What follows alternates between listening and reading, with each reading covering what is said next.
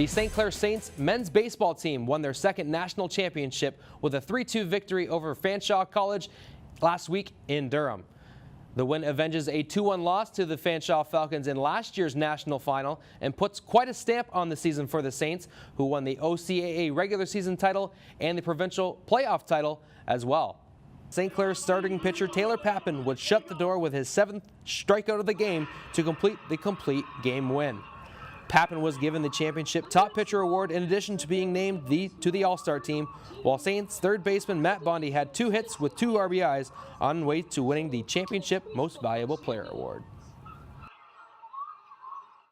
In other St. Clair Saints athletics news, the cross country team recently competed at the OCAA championships in London and qualified for the national championships in Quebec. That sports show's Alyssa Horrobin has more.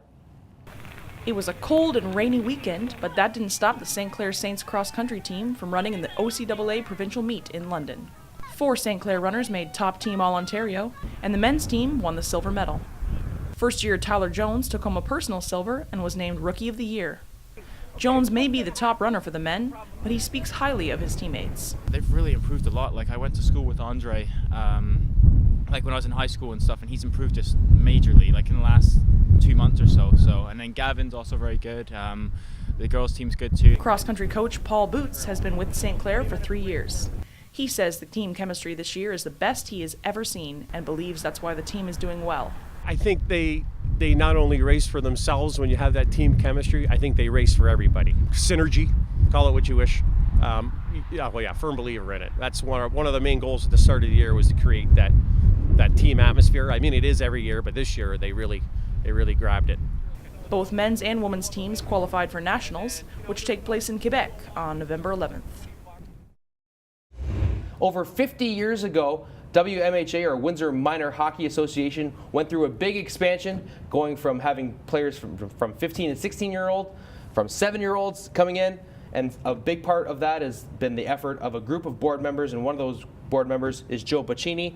Joe, thank you for joining the show. No problem. Joe, obviously over 50 years of efforts to make Windsor Minor Hockey what it is today. When you look back at the first season of the first Pee-wees that you had in Windsor Minor Hockey, you guys must be very proud of what you've been able to establish here. Definitely proud of that. That same team in 67, 68, and 69 went to the semifinals All-Ontario. Wow. 90% of the same players, but Lanny Bornier coaching them. Mm-hmm. Very, very good. The kids were very experienced and talented. Mm-hmm. Most of Windsor athletes are pretty talented as it is anyway. Absolutely. What are some of the memories that you have from those days of maybe coaching or just getting the hockey school involved? Was it slow and steady, and you guys have been able to build it up over the last 50 years? There's a lot of good hockey players, and you know what? After the 7-year-olds got started, then out come your other guys, and I really don't know too much about these other guys, Tucker and the other guys. Mm-hmm. I don't, Probert, I don't know too much about those guys because I wasn't with that era. Okay. I just talking about what I know, mm-hmm. and those guys are pretty good too. Absolutely. And like what I seen the other day, I wouldn't be surprised they're going to have some more Proberts coming. Oh. And it looks pretty promising. Well, after winning their 4th OFC championship in the past 5 years, the AKO Fratmen are getting ready to host the Canadian Bowl on November 11th, and here to tell us a little bit about that is their head coach, Mike LaChance. Coach, thanks for joining the show. No worries, Brett. Obviously an exciting time for the city, exciting time for the program, and you guys are going to have a full weekend of events coming in, not just the game itself on the Saturday. You're going to have a big banquet, you're going to have a big block party. Obviously just something that not just the football community can get involved in, but the entire Windsor community can get involved in. Yeah, and on a national level, I mean, you've got people coming from BC, from obviously the prairies, from Saskatoon obviously are coming in, but you've got executive from all over the country coming in, and it's a real good chance to show off Windsor. We're doing a lot of the activities. The Banquet of Champions is at Caesars Windsor, so a fantastic venue, and we get to kind of show off what we have in Windsor, and it's plentiful. I think people from Windsor don't really appreciate what we have, but I think the people from out of town are going to be super impressed. You got a tough opponent with the Saskatoon Hilltops, but every opponent can be defeated. What have you guys been working on in your game plan to maybe steal one here away from the Hilltops? Well, this is a juggernaut, and we're not intimidated. We certainly respect them. They've won 20 national championships for a reason. They won 5 of the last 6 Canadian championships for a reason.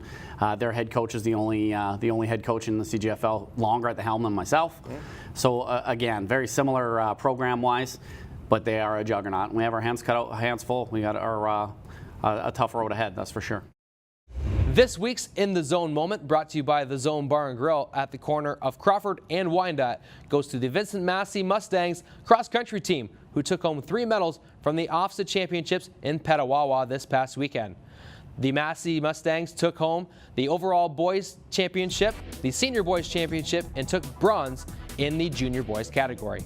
Congratulations to the Mustangs on your In the Zone moment.